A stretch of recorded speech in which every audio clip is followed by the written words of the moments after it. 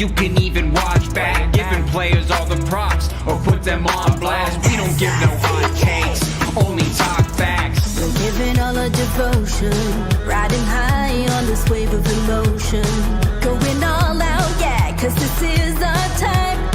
No, ain't no stopping us till we reach the finish line. All in, we came here to win. We're gonna give everything. S-I-C-K on the run. S-I-C-K, sick, sick. On fire, we're ready to fight. We'll bring the house down tonight. S-I-C-K on the run. S-I-C-K, sick, sick. Playing on the car ride, play it when you lounge. X and O, you know that we can hold it down. Shout out to my man Sammy, got it off the ground. And to all the listeners tuned in right now, got debates, analysis, and speculation. This is sports talk for the new generation. You know where to find us, got a reputation. Sick Podcast, your #1 sports destination. Giving all our devotion, riding high on this wave of emotion. Going all out, yeah, cause this is our time. No, ain't no stopping us till we reach the finish line. All in, we came here to win. We're gonna give everything. S-I-C-K on the run. S-I-C-K, sick, sick. On fire, we're ready to fight. We'll bring the house down tonight. S-I-C-K on the run. S-I-C-K, sick, sick. S-I-C-K, it's the sickest podcast. Tune in for the audio, or you can even watch back. Giving players all the props or put them on blast. We don't give no hot takes, only talk back. S-I-C-K, S-I-C-K, S-I-C-K, S-I-C-K, S-I-C-K, S-I-C-K, S-I-C-K. All in, we came here to win. We're gonna give everything. S-I-C-K on the run. S-I-C-K, sick, sick. S-I-C-K, it's the sickest podcast. Tune in for the audio, or you can even watch back. Giving players all the props or put them on blast. We don't give no hot takes, only talk facts. We're giving all our devotion, riding high on this wave of emotion. Going all out, yeah, cause this is our time. No, ain't no stopping us till we reach the finish line. All in, we came here to win. We're gonna give everything. S-I-C-K on the run. S-I-C-K, sick, sick. On fire, we're ready to fight. We'll bring the house down tonight. S-I-C-K on the run. S-I-C-K, sick, sick. Playing on the car ride, play it when you lounge. X and O, you know that we can hold it down. Shout out to my man Sammy, got it off the ground. And to all the listeners tuned in right now, got debates, analysis, and speculation. This is sports talk for the new generation. You know where to find us, got a reputation. Sick Podcast, your #1 sports destination. Giving all our devotion, riding high on this wave of emotion. Going all out, yeah, cause this is our time. No, ain't no stopping us till we reach the finish line. All in, we came here to win. We're gonna give everything. S-I-C-K on the run. S-I-C-K, sick, sick. On fire, we're ready to fight. We'll bring the house down tonight. S-I-C-K on the run. S-I-C-K, sick, sick. S-I-C-K, it's the sickest podcast. Tune in for the audio, or you can even watch back. Giving players all the props or put them on blast. We don't give no hot takes, only talk back. S-I-C-K, S-I-C-K, S-I-C-K, S-I-C-K, S-I-C-K, S-I-C-K. Turn up your volume. Because you're about to listen to The Sick Podcast. The Eye Test with Pierre, McGuire, and Jimmy Murphy. The Stanley Cup winning Colorado Avalanche And after 22 years, Raymond Marsh! The sickest NHL podcast. It's gonna be sick. And welcome to another edition of the Eye Test here in the Sick Podcast Network. He is Pierre McGuire. I am Jimmy Murphy. And Pierre, just another average Friday. Nothing going on today, right? Did you listen to any of our other shows? I have. Yes, I listened. We said that this would be a wild draft, not so much because of the draft, but because of the things that would happen around the draft, including major player moves. Mm-hmm. And how about John Tavares? Is he a man of honor or is he a man of honor? He is. Said this probably 5 months ago. John Tavares is not leaving the Toronto Maple Leafs. He will take less money to stay there. And people were freaking out because no deal had been done. Yes. Did a deal get done today? Deal got done, and it got done under $5 million a year, which you did project, Pierre. So good on you. Congratulations to John Tavares on that deal as he signs. Pierre, just too quick. He signs 4 years with a $4.38 million cap hit.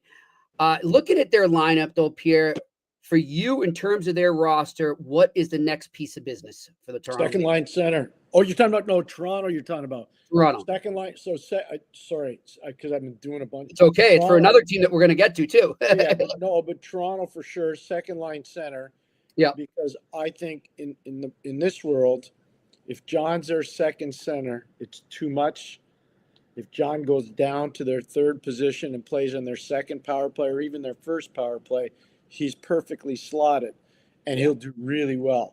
So I'd say second center, and if they could add one puck-moving defenseman, it'd be great. They have room to do stuff. They're going to get Matthew Nyes done. Matthew Nyes is going to get done. That was my next question. Good segue there. What do you think he comes in at for his next contract? Between $5 and $6 million a year. See, I'm with you. I'm seeing people throwing around $8-9 million, and I'm like, how many of them negotiated contracts? Not a lot of these people. No, that's why I laugh. That's why I tell you when I tell you. These are the same people, Pierre. Same people that said that Noah Dobson was getting $11 million. These are the same people now. And what did I tell you? Yes, and there we go. He's not as good as Jake Sanderson, and Jake Sanderson getting $8.2 million. So he gets, because it's a new marketplace. Sanderson signed 2 years ago. He gets 9.3 or whatever. It's a little over 9. It's not 11. Nope, it is not 11. It's actually under 10, which is good. Yeah. So listen, I mean, I'm passionate on this day because a lot of good things happen on this day and a lot of silly things happen on this day. Yes. But so far, I've seen good things all around. I haven't seen silly stuff, which makes me happy because I don't like to see people lose their jobs because they foul up on this day. Right, exactly. And people do lose their jobs when they foul up on this day. Trust me. Exactly, because we spoke with Randy Sexton about that yesterday. Pierre, finally on Toronto, one more thing. You mentioned they need a puck-moving defenseman. If it's a big if, okay, salary was retained, does Erik Karlsson make sense to you for the Toronto Maple Leafs? Yes. I think so too. He does, but they got to have a long meeting with him. Mm-hmm. Can't be his rules. Nope. It has to be the coach's rules. Agreed. And if it's not the coach's rules, then not working. Nope. I'm with you on that. Eric knows. I like Eric. I've known him a real long time. Mm-hmm. And I've always admired his skill level. And he's always been a gentleman to me. But I didn't like what I've seen the last 2 years. No. And I didn't like, even though he won the Norris in San Jose, there were times there where I was like, okay, he's not paying attention. No, I want the 2017 Erik Karlsson. I don't know if we'll ever get close to that. Obviously, it's 8 years later. But you know what I mean? In that mode. Where I do know what you mean. Like a gamer, Pierre. Would you not? I do know exactly what you mean. Yeah. Exactly what you mean. Yeah. Yep. So there's another trade that just happened. Yes. Go ahead. Charlie Coyle and Miles Wood go to Columbus for a second and 27. And then Gavin Brindley. Ooh. Gavin Brindley is a good player out of the University of Michigan. He's undersized, but he can really score. I agree. And he's a better scorer than Miles. He doesn't play. He plays with energy, but he's a smaller guy. I could see a fit there in their top 9. In their top 9 in Colorado, I could see a fit there for him. And they're moving money on Charlie, and they're moving money on Miles. So I could see that. And internally, They signed Steinberg to a 1-year extension. I think maybe they want to try to fit him in as a depth position centerman. So maybe that's where he goes in, and Trevor Steinberg's son, who played at Cornell. So I could see that. And you know what? So Pierre, I'll tell you too, just before we leave Columbus, and we're going to get to the Dobson trade in a second. Keep an eye on them, and I know you've heard that as well. Who, Columbus? Yeah, they have got so much space, so much collateral. 100% in on Dobson. Woo, they were totally in. So now I would imagine, Pierre, and nobody's told me this, but I would imagine maybe they shift their attention to a guy like Rasmus Anderson if they could get him. Yeah, Rasmus would be really good. Yep. And I know they want a goalie. That's well, they traded one yesterday. Yeah, so that shows that they're trying to make some room there for another netminder. I wonder, Pierre, there's been a lot of talk in the last 48 hours. The Vancouver Canucks and Thatcher Demko are discussing an extension. Nothing's done yet. It's just talk, right? They're just talking about it. If they were to sign Demko, how does Vancouver keep Demko, Lankinen, and Seeloffs? Trade Lankinen. That's what I would do. Everyone else is saying it's either Demko or Seeloffs on the way out. I'm with you, Pierre. I 100% agree with you. 100%. I mean, I have nothing. I keep Seeloffs. I'm not trying to make this personal, but I would keep Seeloffs. Yeah. I just watched his body of work again in the playoffs, and he was phenomenal for Abbotsford against Charlotte. I would keep, Yeah. I mean, remember what he did last year, too, in that short stint in the playoffs last year? In the Nashville, I'll tell you what, in the Nashville series, he was phenomenal. Saved their bacon. He was great. He did. So, no, I'm with you. All right. Now, I know we get the majority of our viewers are from the Montreal area or Canadiens fans. So let's get right to it. Things started to percolate yesterday about Noah Dobson to the Canadiens, and it really sped up this morning, Pierre, and they go out and they pull this off right now. What are the Montreal Canadiens getting in Noah Dobson, both pro and con? Let's do the con first. I like that. I know there's some people out there saying, oh, he's vastly underrated defensively. That's not true. He's rated exactly where he should be rated defensively. He's okay. Where he's really good is on the power play as a puck mover and a guy that can help you in a lot of key offensive situations. He's really good at that. And he's big. He's a much bigger body than people think. He's over 200 pounds and he's over 6'3". He's probably closer to 6'4". There's a lot to like there. There's a lot. And he's a right-hand shot, which makes a big difference, too, for Montreal. Yep. He plays on his strong side. He's not going to have to move over to his left. So let's just say right now in Montreal, you got Carrier and you got Dobson. I don't know how they're going to play it. Dobson ahead of Carrier behind. It doesn't. Those are two really good players on the right side. Yes. Then you can, because David Savard retired, you can bring up Reinbacher or you can put Logan Mailloux in. I think they're going to keep Lane on the left side now. Mm-hmm. But when you do the math, let's just say you move Lane up. Then you have Caden Gooley. And then do you have Matheson in the 5-6 hole? And then you have Arbor Jackeye and Struble. Yeah. Do you follow me? Yep. Yeah, I like it. So, let's just say you play Lane with Carrier. Let's just say it's a little small for my liking, but let's just say you do. And then you put Gooley, and you put Gooley with Dobson. Let's just say you do. And then you say Matheson and Reinbacher, or Matheson and Mailloux. So all of a sudden, you got in reserve, you got Jackeye, and you got Struble. Mm-hmm. Now you got depth, you got ammunition. I'm going to be transparent with our viewing audience. The great, Shane and you, and before I came on, I said, why would they be afraid to move Jackeye up to the wing? And let him play wing and just say, you know what, Arbor, tonight they got some guys that want to play around on defense, so you're going to get to go play around with them because you're going to use you as a forechecking machine. You're going to be A.J. Greer. You're going to be Jonah Gadjevich. I love it. And you don't think that's roster flexibility for Marty St. Louis? Oh, my God. I'm just telling you. He could be a mayhem maker. So now they got a roster. If they ever get a second center, buckle up. Yeah, so this is what I'm saying to you, because everyone now, ever since the trade went down, everyone immediately is saying, well, they got to trade a defenseman. They don't have to. They don't have to do anything. Matheson's got to be the guy. Matheson's out. Matheson's out. Why? Like, as you just said, and, I think it's the great Scotty Bowman has always said, you can never have enough D. You can never, ever have enough D. No. And we went back-to-back cups. I can just tell you right now, and I don't want to embarrass the guys. We had a lot of really good players that we had to sit out of the lineup. Right. And there were a lot of really good players that actually sat on the bench that didn't play right in front of me. Because we just said, you don't have it tonight. You're not playing. Yeah. So, yeah, you can never have enough. I agree. I like it. This is why I love talking hockey with you, Pierre, because you look at things in a different way. There's too much automatic reaction, right? There's too much, and then things just manifest, and everybody jumps on something and says, this is how it's going to go, and it's just, why don't you take a step back, breathe, look at the lineup, make out different lineups and different rosters like Pierre does all the time. That's how you figure it out. And then you may see something that you didn't see before. And I'm glad that you brought that up. I love the Jack Eye idea there.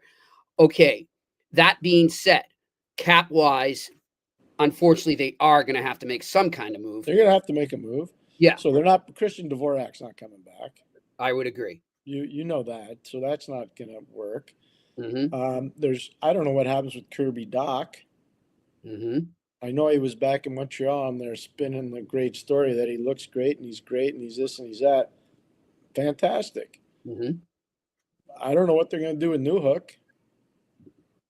Yeah. They're not moving Josh Anderson. They're not moving Brendan Gallagher. So they just moved Emil Heineman.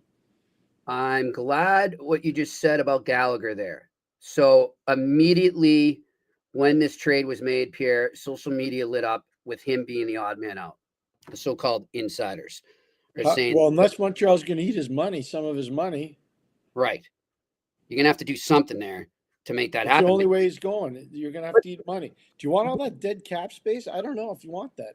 I don't want that. And Pierre, do you want to lose what he brought in terms of intangibles to this locker room that's growing? He's an amazing leader. He's an awesome person. If his ice time comes down 2 to 3 minutes, not a problem. I love it. Play. I think people can. The tape that should be played for everybody. Go watch what Alexiev, the defenseman from Washington, does in one of the first games. I think it's game 1 of the Washington-Montreal series, and he cross-checks him right in the face. Mm-hmm. Brendan doesn't drop. He doesn't chicken out. Nope. He goes back to the bench looking at, to see if he still has his teeth. You don't think that sent a message to his teammates? Like, this is playoff hockey and this is how you got to do it, especially those young guys that have never been in it before? We need that right now.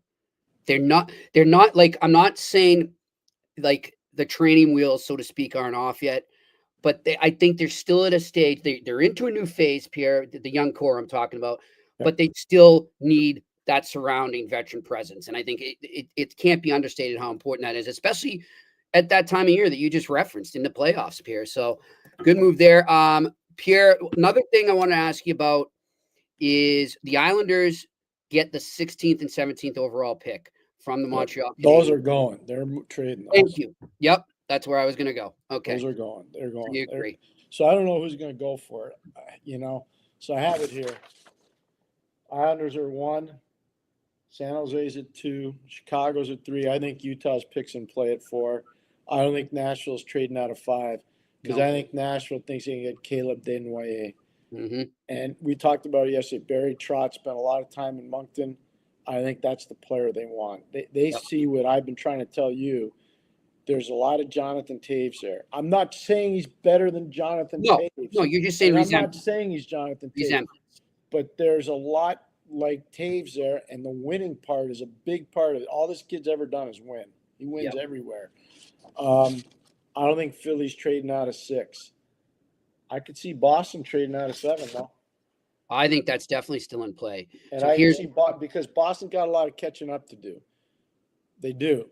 So if they could get 16 and 17 for 7, they'll do that. I could see that. And as much as they like, I'm sure they like Higgins. I'm sure they do. Yeah, they've watched them a lot. They see him all the time because Letourneau's over there. Yep. At BC. And they're taught, Pandolfo's, used to be on their staff. Like, he knows what's going on at BC. He knows what's going on at BU. He probably talks to their people still. So I'm just telling you, they're plugged in there. As good as Hagens can be, he had a point a game. He played 37 games. He had 37 points last year. 11 goals and 26 assists last year. But think about who he played with and how much he learned playing with Gabe Perreault and Ryan Leonard. Oh, yeah, for sure. So I think Hagens is a year away from being ready. Okay, so if that, let's say that's in play, right? The 16 and 17 to Boston in exchange for the 7. Yeah.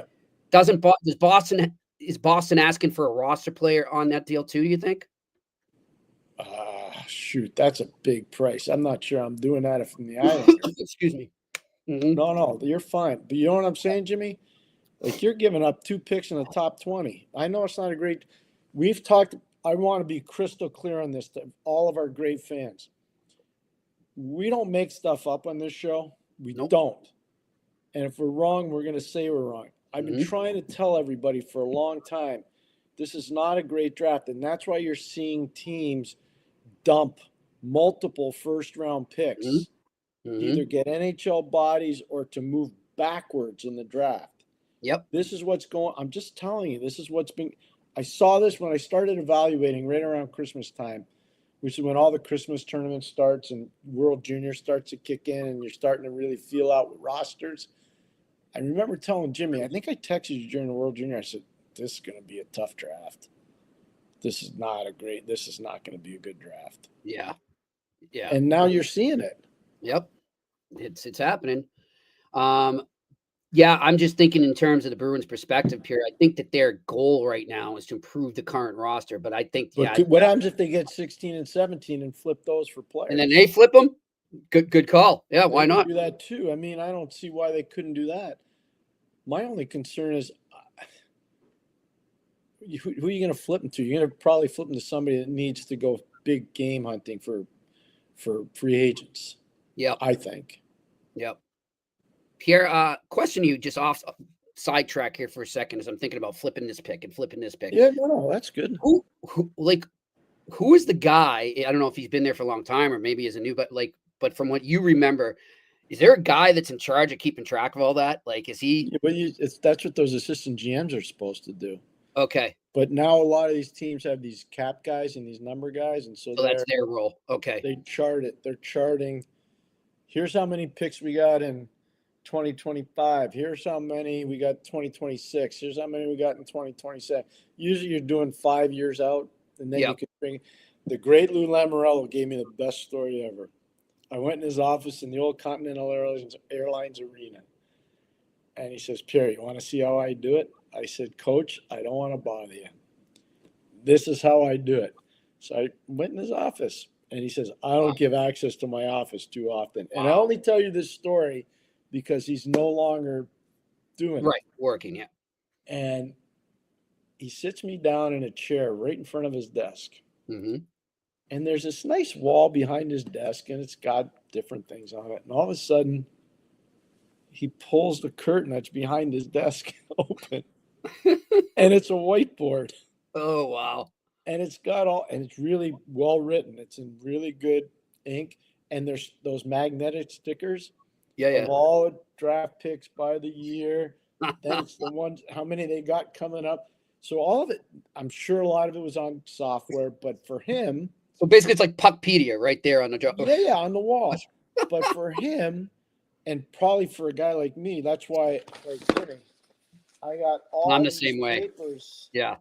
But this is how I do it. This is how I can memorize it. Everybody's got a different way to do it. Like, I don't do it on the computer. I do it by writing. When I write, for whatever reason, I can retain more. I'm totally with you on that. And so I think Coach Lamoriello is like that. And he was showing me, and I was like, this is awesome. Because I did not do it that way. I did it a different way than that. Right. But I learned a lot from what he did. That's pretty cool.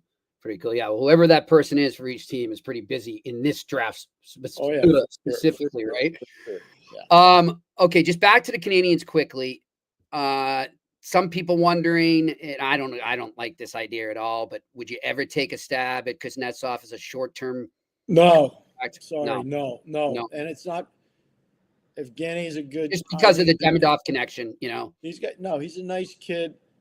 I understand he's had issues. We all have issues. He's had issues. I get it. It doesn't make him a terrible human. Every dealing I ever had with him was a good dealing. But I don't think the Canes need that right now. No, me neither. I don't think they do. They don't need exactly. They just don't need any headaches if anything was to arise. Well, it's not even a headache. Uh-huh. I just think his better days are behind him, number one. And number two, and this is really important, I don't think he's a legit second-line center in the league anymore. No, me neither. I think he's a guy you put on the third line maybe, and then you use him on a PP2 or something. So let me ask you this. Who would you rather have right now?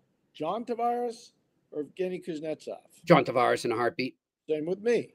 Yeah. So you answer the question. Yeah, exactly. What type of second line center then are you looking for the Canadiens? We talking is size. What's more important? Size. Yeah, that's what I'm thinking. Get big up the middle. Hard to find those guys. I know they don't grow. One of them just got traded to Columbus, Charlie Coyle. Yep. Now Charlie's better suited in the 3-hole, but you know Charlie like I know Charlie, and we're going to be totally transparent. You and I are really good friends with Charlie. Yeah, we know him well. We like Charlie. Charlie likes us. He watches the show. He's a good man. We like Charlie a lot. But this is important. Charlie's a better 3 than a 2. He is. He's a better 3 than a 2. Right now. Yep. And yeah, so that wouldn't be the answer there anyways. So I'm just trying to think off the top of my head who might be available because I haven't heard many center names available. I think there are guys that are available, but a lot of the teams that have guys that are available aren't leaking them. That's smart. That's good. And speaking of the leaking things, Pierre. Yes. I think, and I'm not going to say player or agent, but I think I'm listening to you, by the way. There's an agent, I think, that was doing a lot of leaking in the last 48 hours. Would you not agree?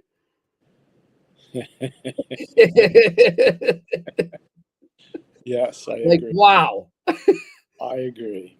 Yeah, I get it. He's doing what he's going to do to get the word out on his client. But I look at that team right now. What's your point on that one? My point is there's more to come, I think. And I think people need to understand when you start to hear things pick up more speed, sometimes they come to fruition like it did with Dobson.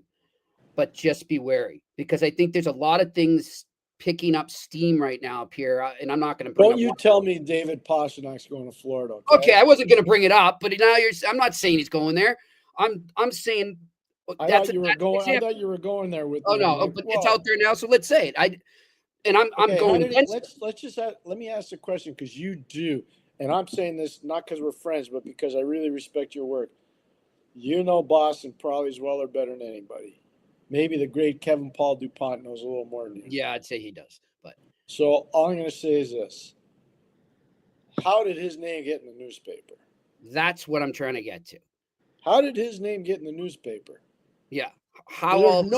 There's no way Billy Zito's leaking that. And he could try those. I can tell you from having been in those, there's maybe 2 or 3 people involved in those discussions. So that's an easy one to track. If you're ticked off at somebody leaking from your office, that's an easy one to track. And honestly, I don't see it coming from the Bruins side, Pierre. And here's the biggest reason why. Not just because that all of a sudden throws the white flag up and you're definitely in a rebuild now, but also, Pierre, have you noticed who the main face has been in all this marketing for their new jerseys? Him. Why would they make him front and center like that and then all of a sudden turn around and trade him at the draft? It makes no sense. I'm with you. I don't get where this came from. So that's what I just apologize. I am listening to everything my partner's saying. I'm just I'm talking more to our viewers and listeners here because I want them to be careful. Just be careful what you see out there right now. You're going to see this is silly season. I think even more so than the trade deadline. I think Pierre would agree with me. Is the draft and free agency is this year? I've been very comfortable right from the start. When I saw this draft starting to percolate at Christmas time, I'm like, whoa. Yep. There's going to be now that it's here, big time. Don't believe everything you see. Do a lot of follow-ups. Dig into it. Try to make connections. That's what Pierre teaches me. Connect the dots there. the dots aren't connecting on this. And that's why it was just like right away I called Pierre. I'm like, dude, I didn't even know he had heard it, but Pierre's like, oh yeah, I heard this too. This is crazy. It's unreal. I just have I'm sitting here in Hoboken, New Jersey. I got the Devils to my left and they got the Rangers to my right. And straight ahead, I got UBS Arena in Belmont. And down that way, I got the Flyers. Yeah. None of them are getting Pasternak. No. I don't hear it. Why would Boston trade him in the division to the defending Stanley Cup champs after one of the players they already traded there embarrassed them? Yep. Marchand. Why would they do that? It makes They're not doing that.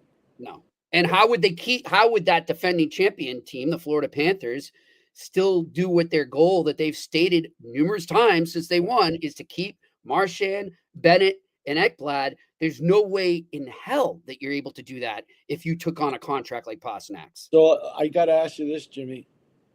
If we're wrong on this and he does get traded there, I'm falling on it. You don't have to. I'm going to take it for you because I've been outspoken about this with a bunch of people.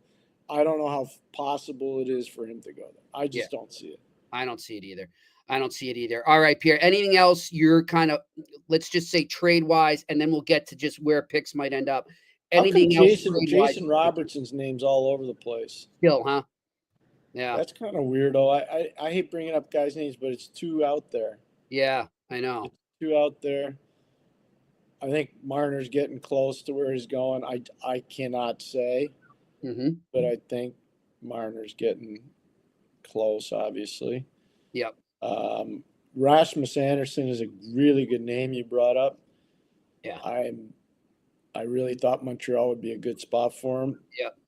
Especially because Conroy's been part of the Canadiens organization. They did deals before Montreal and Calgary, bunch over time. You know, it's far enough away you can send the guy. He's not going to haunt you, which a lot of people don't worry about anymore. But I'm an old school guy, and I do worry about that a little bit. What's he getting? Columbus would be a good spot for him. I don't know what's going on with Provorov there. You might know better than me. I don't know what's going on with him. Well, Pierre, I have confirmed. I wrote a story today. I did confirm Columbus is looking to get him, trying to. I don't know what they're Rasmus, you're talking about Rasmus? Yeah, that'd be a really good pickup. Yeah. Yeah, Don Waddell's means business right now. Watch them. They're right there, Jimmy.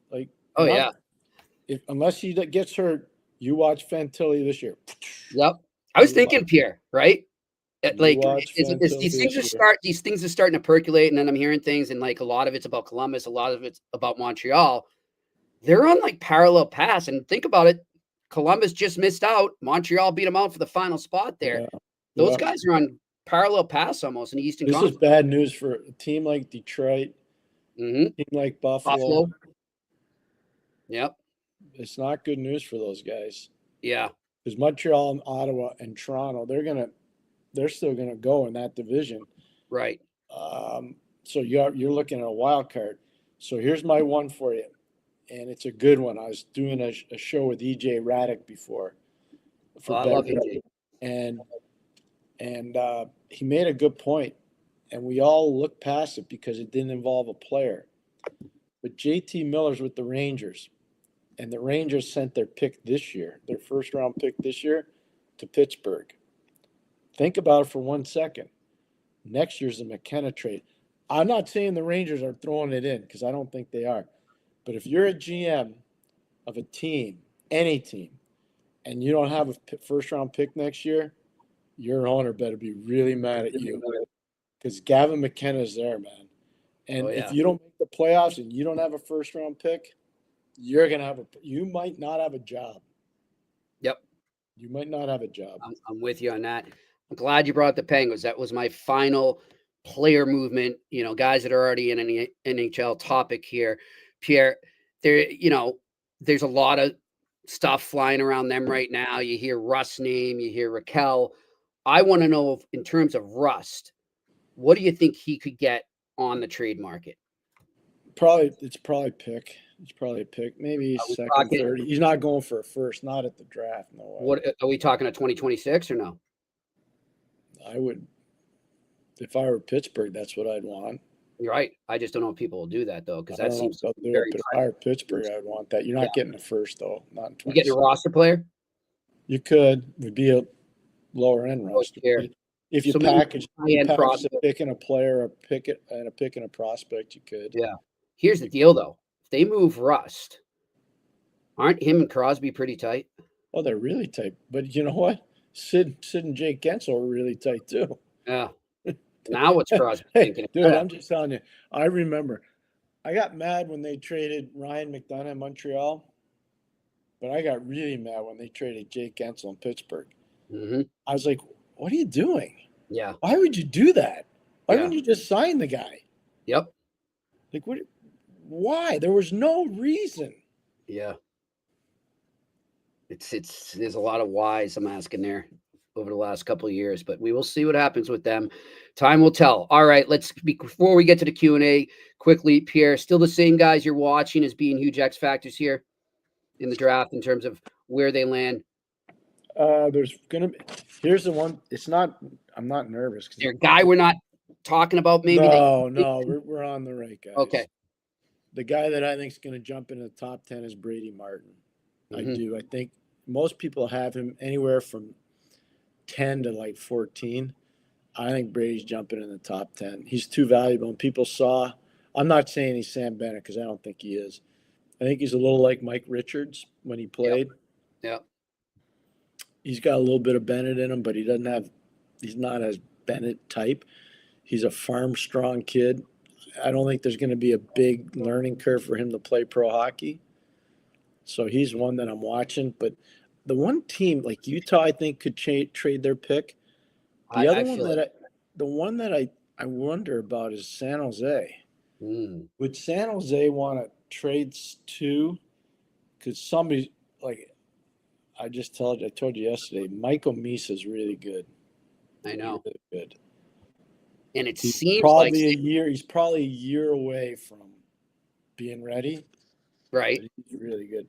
So And you you have could- to go back. You have to go back Okay. to 2006, 2007 to Mhm. find a guy in the Ontario Hockey League that got more points than him in a single season, and that guy was Patrick Kane. Wow. Patrick Kane's the only guy since 06, 07 that has more points. So think about that for a second. That's John Tavares. That's Connor McDavid. That's Shane Wright. Mm-hmm. 3 of the 6 that had exceptional status. The other 2, Sean Day and Aaron Ekblad, are defensemen, so I don't count them. So Misa's in that group. So the only guys with exceptional status in the Ontario League, Kane's a first scorer, Misa's a second scorer in their draft year. Wow. That's Wow. pretty good.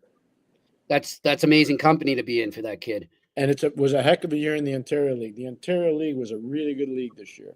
That London Knights won the Memorial Cup. Yeah. Says it all.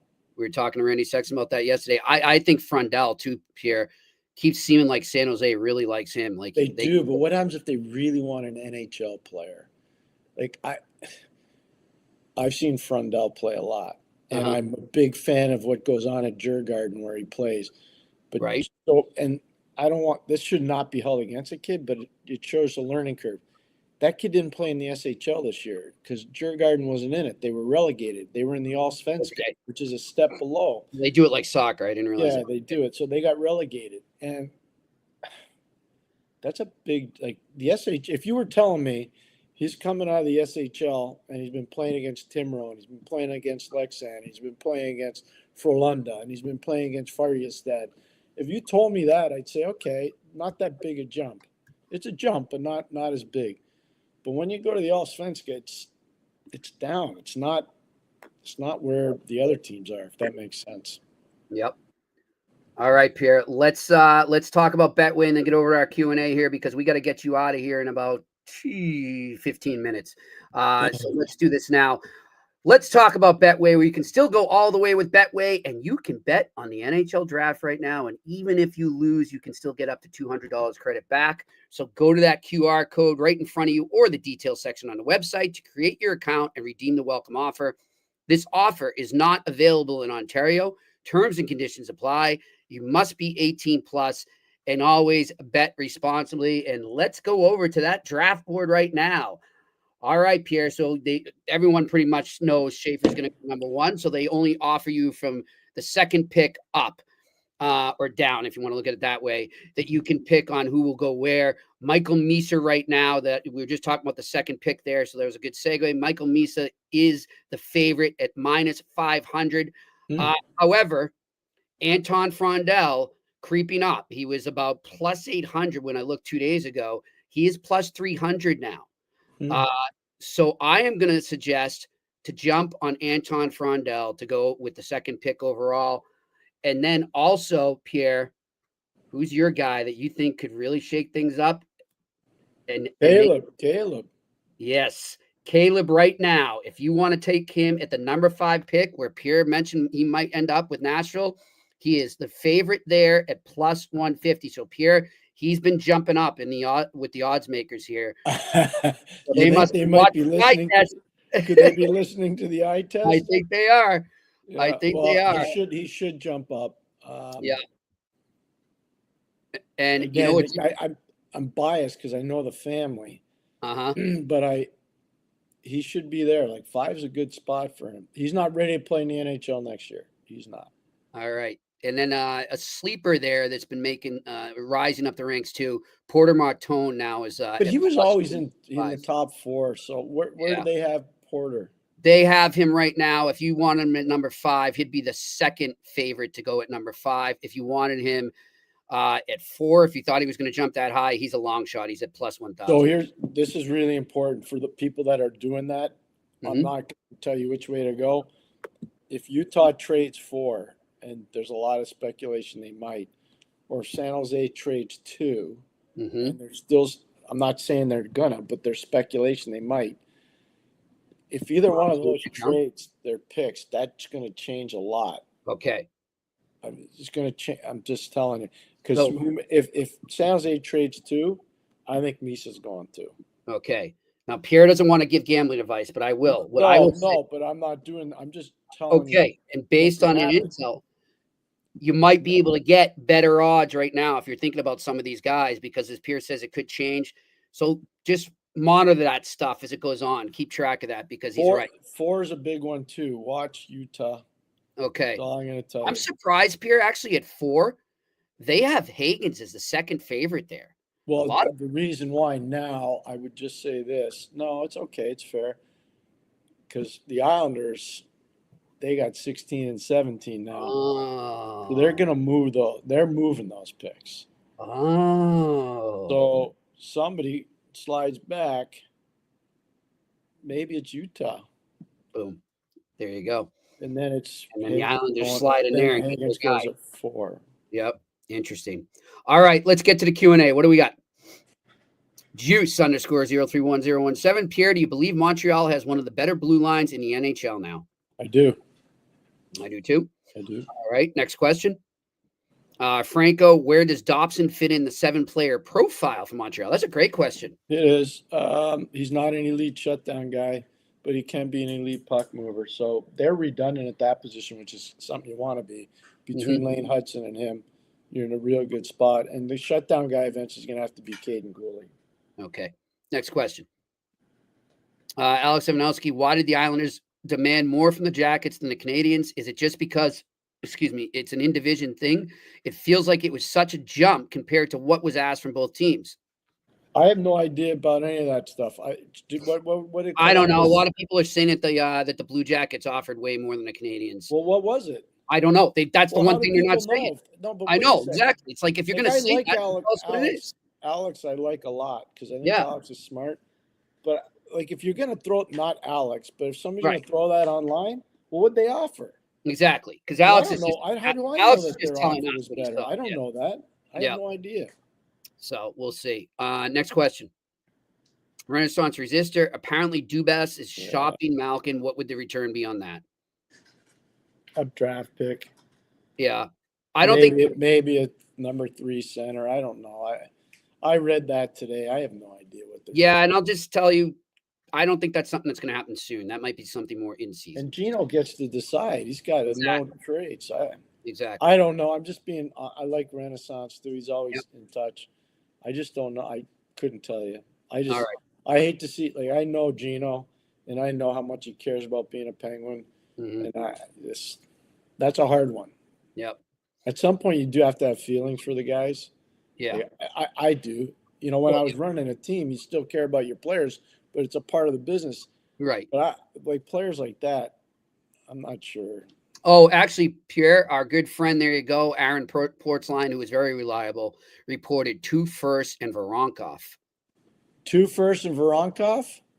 I would have done that. So let me just see here.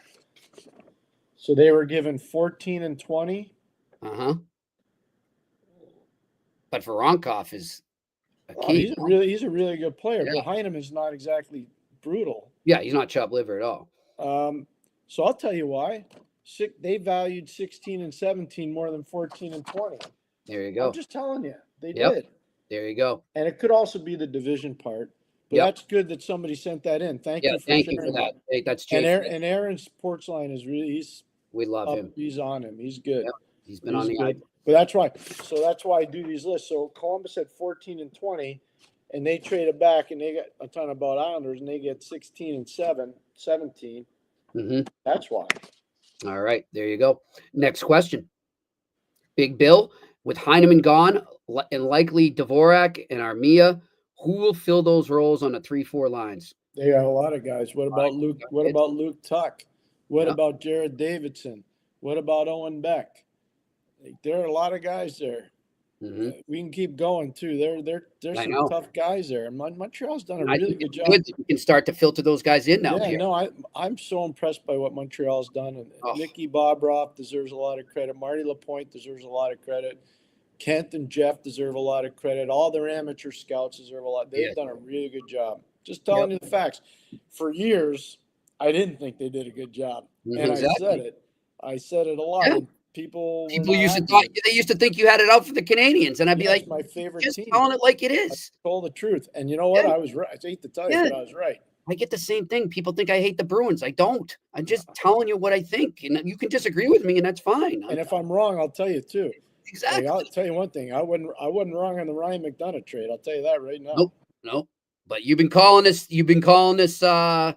What's the word I'm looking for? This rise for the Canadiens over the last 3 years. I remember when they hired Hughes and Gorton. It did. I remember it. All right, next question. Marco Larabe. What's up, Marco? For Pierre and Jimmy, with Dobson in the mix, what does that mean for Mayu and Matheson? Assets to acquire that second center? Potentially. I think unfortunately, Michael could be out there. Jimmy raised a good point earlier today to me. And I'm not a fan of trading him. I'm not. I am not either. I don't see them doing anything with Logan. I'd be surprised, Jimmy. I mean, it doesn't mean they won't, but look you did all that work cultivating the asset. He helped your team a lot in the American League. He and Reinbach are really good on the right side. Matheson's a lefty. You're overloaded on the left side. I don't know, Jimmy.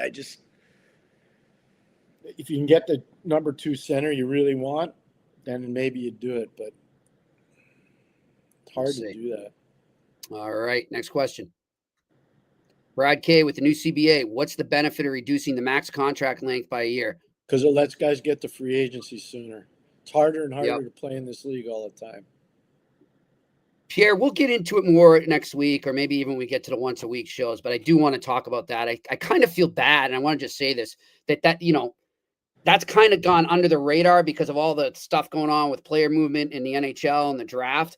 But I just want to say before I forget, big props to Gary Bettman, Bill Daly, and Marty Walsh and Ronnie Hainsey. Don't forget Ronnie Hainsey and everyone involved behind the scenes there.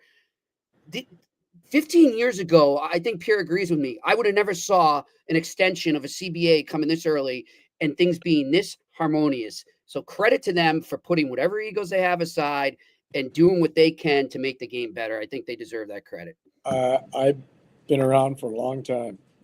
This is probably the best labor relation they've ever had. Unreal. And the players understand they've been treated very fairly.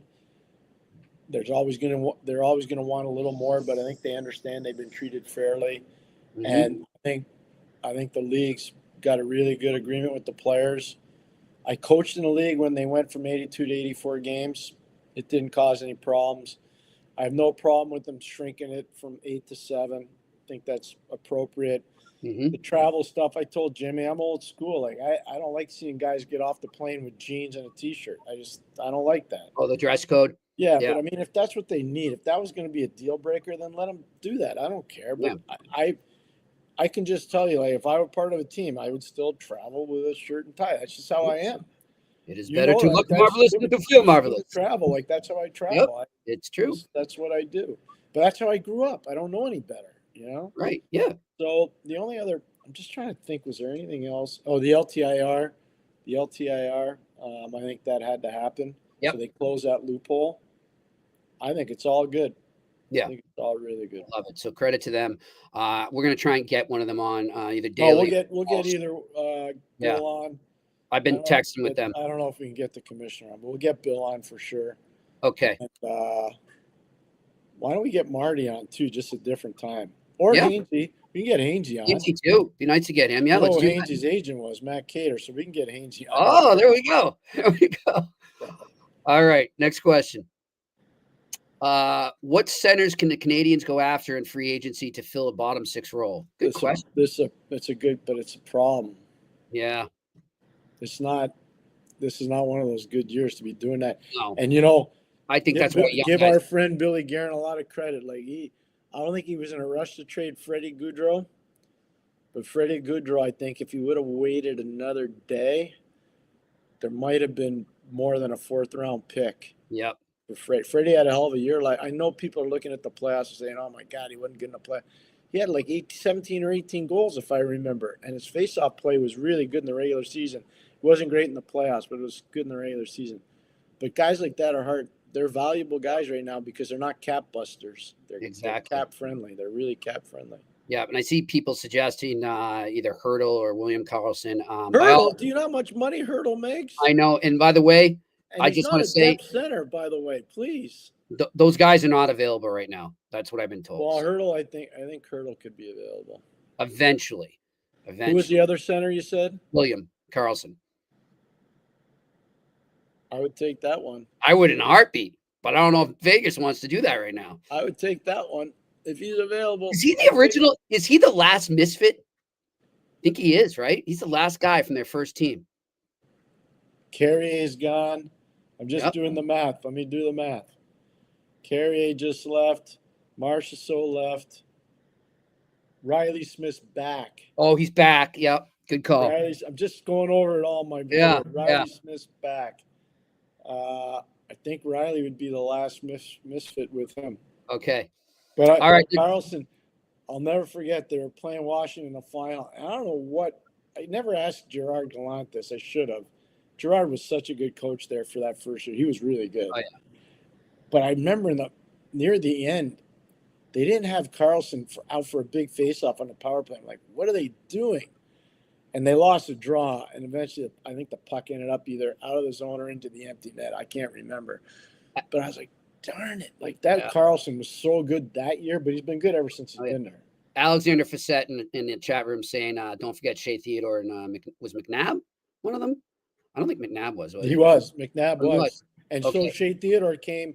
So if you want to do it that way, Shea Theodore came in a trade from Anaheim. That year? Yeah, before. Okay. But those other misfits, those were the guys that came in the expansion draft. So right. Fair point. Don't forget Shea Theodore. It's a great point. Yeah. But those other guys, they were draft. They were the ones that people threw overboard. Yep. All right. I'll never forget. Like, I couldn't believe Anaheim did that on Shea Theodore. I was like, whoa. Yeah, that was a good surprise. I remember that too. I'll tell you one thing. For people that watch Seattle Thunderbirds in the Western Hockey League, that guy was a heck of a junior. He's a stud, eh? Oh, he was good. He was a good junior. All right. We got one more question here, Pierre, because we got to get you out of here. I'm being your agent right now. I know you want to stay and answer questions, but let's go. Yeah. What do we got? Bert L. Any prospects you believe the so-called internet scouting experts are highly overestimating draft position-wise? Well, I don't look at their lists, but I'll look at mine.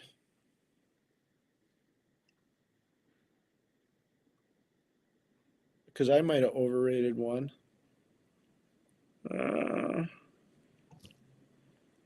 I have Kashawn Atchison pretty high. Mm-hmm. And so I don't know if I'll be accurate on that one. What about that defenseman, Pierre? What's his name?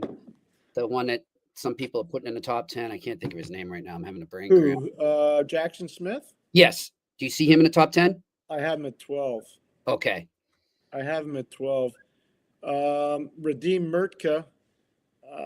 I got him out of the top 10. He played, speaking of Yeah, Seattle now some people are putting him in the top 10. I got him just outside the top 10. The one that I'm kind of excited to watch, because I don't think he's been getting enough love, we'll see, is Cameron Reed from Kitchener. I talked to people around Kitchener that work for the team yesterday, and they said if he ever gets heavier, he could be – that's my only concern. I just don't know how big he is. I watched the tape. I'm not sure. So if you think Sammy Girard's a good player in the league, because he's been in the league a long time, that's kind of where Cam Reed is. Okay. So I have him a little deeper in the draft. Gotcha. But I'm convinced, based on the discussion I had yesterday with the guys in Kitchener, his work habits are good enough so that he's not going to get discouraged and he's going to be able to eventually make it and be a pretty important player. All right.